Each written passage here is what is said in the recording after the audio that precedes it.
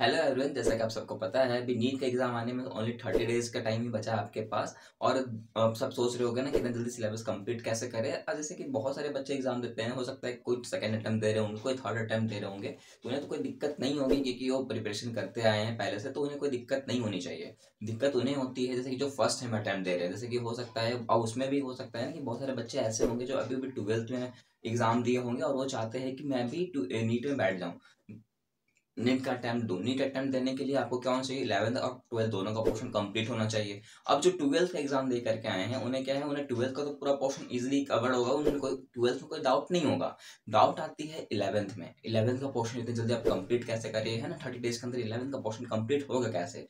तो उसके लिए मैंने जो है मैंने मेरे चैनल पे आप विजिट करें और वहाँ पर मैंने पूरी शॉर्ट नोट्स आपको दी हुई है। उस शॉर्ट नोट्स के अंदर आप 22 आवर के अंदर आप पूरी 11th की बायोलॉजी और 12th की बायोलॉजी को इजीली कवर कर सकते हैं।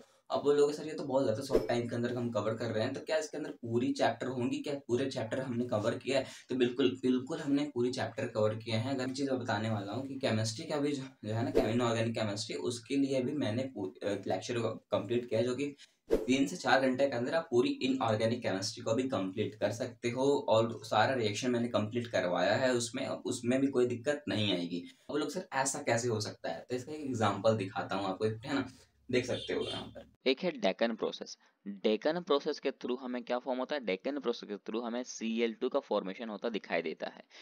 देखो, बोरेक्स के लिए ना मैंने बहुत ही इजी ट्रिक बनाया है। ये तो आपको पता ही होगा, आपने 9 10 में पढ़ा होगा कि अगर अपन एसिड और बेस को मिलाते हैं तो सॉल्ट प्लस वाटर मिलता है। और ये प्रोसेस रिवर्सिबल भी होता है। अगर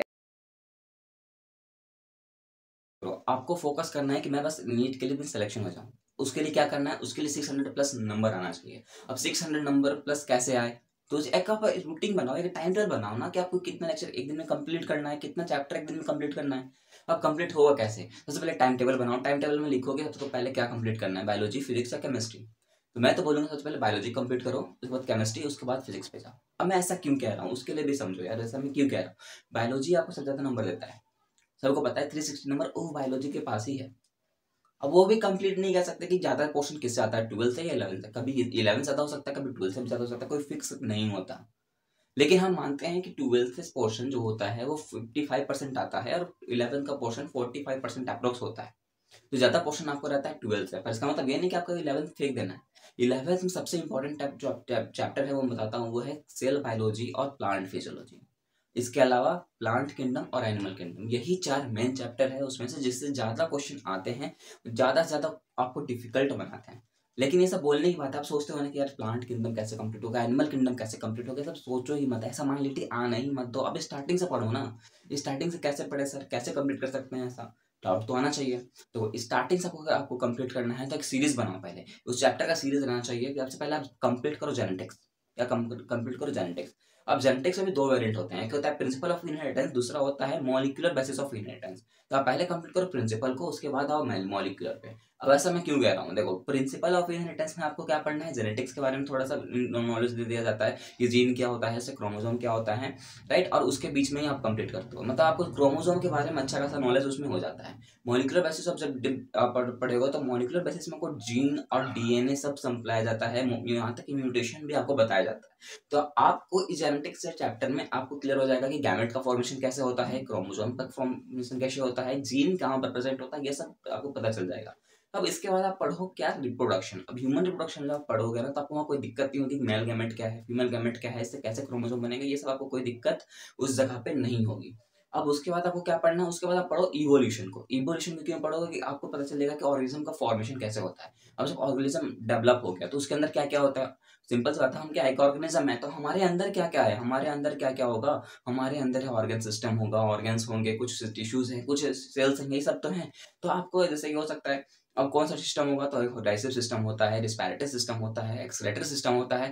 तो ये सारे सारे चैप्टर्स भी हैं, हम सबको पता है 11th में चैप्टर्स दिए हुए हैं। तो सबसे पहले आप कंप्लीट करो डाइजेस्टिव सिस्टम को, उसके बाद आप कंप्लीट करो रेस्पिरेटरी सिस्टम को, उसके बाद आप आओ एक्सक्रेटरी सिस्टम पे। तो एक सीक्वेंस बनता जा रहा है कि नहीं बनता जा रहा, बिल्कुल बनता जा रहा है। अब उसके बाद आपको क्या कंप्लीट करना चाहिए, उसके बाद आप कंप्लीट करो आप सेल बायोलॉजी को, किसको कंप्लीट करो, सेल बायोलॉजी को। सेल बायोलॉजी पढ़ने के बाद आप आ जाओ प्लांट फिजियोलॉजी पे। प्लांट फिजियोलॉजी भी बहुत इंटरेस्टिंग चैप्टर है, उसको टफ मत बनाओ, उसको टफ बनाने की जरूरत नहीं है यार। अगर आपको लगता है ना वो बहुत ही टफ है तो आप एक बार मेरा लेक्चर जाकर देख लो, आपको बहुत ईजी लगने लगेगा, क्योंकि मैंने बहुत ही अच्छे से एक्सप्लेनेशन दिया है उसमें, है ना। उसके बाद आप क्या करो, इसको जब कंप्लीट कर लोगे उसके बाद आप कंप्लीट करने आ जाओ प्लांट फिजियोलॉजी। प्लांट फिजियोलॉजी पे कंप्लीट हो जाएगा तो उसके बाद आप फिर प्लांट किंगडम पे, उसके बाद आप एनिमल किंगडम पढ़ो और लास्ट में पढ़ो इकोलॉजी को। इकोलॉजी को लास्ट में इसलिए रखा है क्योंकि वो बहुत ईजी है, राइट, वो बहुत ही ज्यादा ईजी है आपको।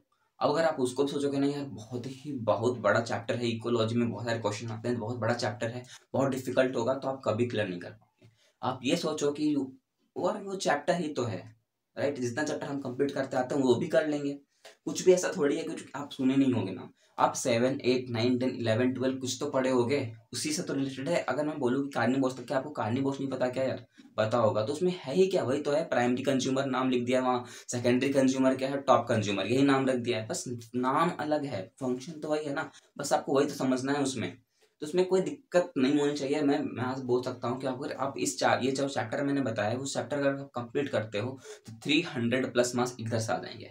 अब 300 प्लस मार्क्स अगर आपको इधर आते हैं तो बचे कितने, 300 और चाहिए, 300 और चाहिए, तो अब बचे कितने। अब देखो, अब है हमारा फिजिक्स और केमिस्ट्री। केमिस्ट्री से तो आप कम से कम 180 में से आप 170 तो ला ही सकते हो, नहीं ला सकते क्या, ला सकते हो और कोशिश करने से जरूर आ सकता है। अगर इसमें भी ट्रिक जानना है ना तो केमिस्ट्री को कैसे पढ़ना है, तो केमिस्ट्री को सबसे पहले आप पढ़ो इनऑर्गेनिक केमिस्ट्री को, फिर ऑर्गेनिक केमिस्ट्री पे, फिर आप आओ फिजिकल पे। अब ऐसा क्यों, देखो इनऑर्गेनिक जब कंप्लीट करोगे तो आपको पूरा पीरियोडिक टेबल याद हो जाएगा। पीरियोडिक टेबल जब आपको याद हो जाएगा तो आपको इलेक्ट्रोनेगेटिविटी क्या होती है, एसिडिक स्ट्रेंथ कब बढ़ता है कब घटता है, एटॉमिक साइज क्या होता है, कब बढ़ेगा कब घटेगा, ये सब आपको क्लियर हो जाएगा।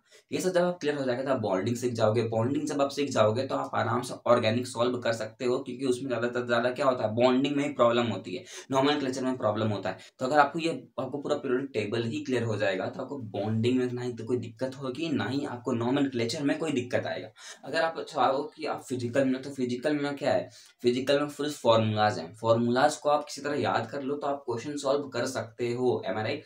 अगर आप उसको याद कर लेते हो तो आप आराम से कर सकते हो उसको सॉल्व। अब बचा कितना, अगर आप 170 ले आते हो बचा कितना, 130 आप फिजिक्स में आराम से ला सकते हो। फिजिक्स कोई टफ नहीं है, फिजिक्स को टफ मत बनाओ। फिजिक्स में कुछ वैसा क्वेश्चन नहीं आते हैं, है ना, आपको लगता है बहुत हार्ड क्वेश्चन आता है, ऐसा नहीं है। बस वो टाइम केयरिंग, आप बस क्या करो कि टाइम मैनेजमेंट को सीख लो, है ना, कि आपको 1 मिनट के अंदर किसी ना किसी तरह से इसको क्वेश्चन को सॉल्व करना है तो करना है। अब उसके लिए क्या करो, आप प्रैक्टिस करना शुरू कर दो। बिना प्रैक्टिस के लिए फिजिक्स आप सॉल्व नहीं कर सकते हो, ये चीज आप ध्यान में रखो, है ना। अगर आपको सिलेक्शन आने से प्रॉब्लम दिलाता है तो वो भाई फिजिक्स है, मैं क्लियरली बताता हूँ, क्योंकि उसमें आप क्वेश्चन पढ़ोगे, क्वेश्चन पढ़ने में बहुत जन का टाइम चला जाता है, तो टाइम चला जाएगा क्वेश्चन पढ़ने में, आपको प्रेशर रहता है कि मैं कैसे सॉल्व करूँ, है ना, क्वेश्चन को कैसे सॉल्व करूंगे, आप सोचते रहते हो कि 1 मिनट आपसे चला जाता है। अब 1 मिनट अगर चला जाता है तो आपको उसके अंदर आपको क्या करना है, फेल भी तो करना है, क्योंकि आपको ज्यादा टाइम वो देगा नहीं। तो ये मैं कह रहा हूँ कि अगर आपको फिजिक्स सॉल्व करना है ना, फिजिक्स में 5 चैप्टर्स बहुत इंपॉर्टेंट है, अगर आप उसको याद कर लेते हो तो 100 नंबर उधर से आ जाएंगे मेरे भाई। अगर आप 100 नंबर उधर से ले आते हो ना तो आपको 570 प्लस स्कोर हो जाएगा, जो कि आप सिलेक्शन आराम से ले सकते हो कोई भी कॉलेज में, है ना। तो देखो, आपको कौन कौन से चैप्टर पढ़ना चाहिए, पहला तो ऑप्टिक्स पढ़ लो, उससे क्वेश्चन अच्छे खासे आते हैं। थर्मल फिजिक्स पढ़ लो, उसमें क्वेश्चन अच्छे आते हैं। मॉडर्न फिजिक्स पढ़ लो, वो भी अच्छे, उससे भी अच्छे क्वेश्चन आते हैं। एनएलएम जो है वो भी इजी है, वो भी आपको कंप्लीट हो जाना चाहिए। दूसरी बात करो तो सेमीकंडक्टर, ये बहुत ही छोटा टॉपिक है लेकिन मार्क स्कोरिंग चैप्टर है वो, तो उसको बिल्कुल मिस करो। ये 5 चैप्टर आप फिजिक्स से कंप्लीट कर लो तो आपको बिल्कुल भी दिक्कत नहीं आएगी, 100 नंबर तो आराम से आएंगे। अब जो सेकंड टाइम नीट की प्रिपरेशन कर रहे होंगे, थर्ड टाइम नीट की प्रिपरेशन कर रहे होंगे, तो उनको तो ये ट्रिक पता होना चाहिए। अगर वो उनको ये ट्रिक नहीं पता है तो कोई बात नहीं, अब तो पता चल गया ना। अब आप उसी हिसाब से, आप इस सीक्वेंस के हिसाब से मैंने बताया, उसी सीक्वेंस से आप स्टडी करना शुरू कर दो। 20 डेज है, बहुत टाइम है, तो बस 20-30 डेज के अंदर आप कंप्लीट आराम से कर सकते हो। और मैं पेरेंट्स को तो बस यही कहना चाहता हूँ कि अगर आप बच्चे को सपोर्ट ही करो कि है ना, कि आप कर सकते हो, ये मत दिलाओ कि तुम्हें इतना करना है तो करना ही है ना। अगर वो नहीं कर पाता तो आप उसे बताओ कि यार कोई बात नहीं, एग्जाम नहीं हुआ तो कोई बात नहीं, कुछ ना कुछ कर लेंगे, है ना, अपनी लाइफ में कुछ ना कुछ तो कर ही लेंगे, ये उसे दिलाओ। ये मत दिखाओ कि इसके अलावा तुम्हारे पास और कोई चांस ही नहीं है ना। ये होप कभी मत आने दो कि तुम्हें ये करना है तो करना ही, इसके अलावा तो अगर तुमने ये नहीं किया तो तुम कुछ नहीं कर सकते, ये रियलाइज कभी होने मत दो, क्योंकि ये रियलाइज कराने के लिए ना टीचर्स हैं। And all the best for your exams. अच्छे से एग्जाम दो। और मैं तो ये कहूँगा कि अगर आपको कोई डाउट होता है तो मेरे को कमेंट करना, मैं उसके लिए भी अलग से वीडियो बना दूंगा। और मैं एक बार बोलूँगा कि आप मेरे चैनल पे विजिट करके आप वो जो लेक्चर्स हैं आप उस सीक्वेंस में देख लो एक बार, ताकि आपको जो भी डाउट होगा वो क्लियर हो जाएगा। कोई डाउट नहीं क्लियर होता है तो आप मुझे कमेंट करना। और मैं शॉर्ट नोट्स में अवेलेबल किया हुआ है, तो शॉर्ट नोट्स भी चाहिए तो भी आप आराम से वहाँ से देख सकते हो, है ना। और all the best for your exam.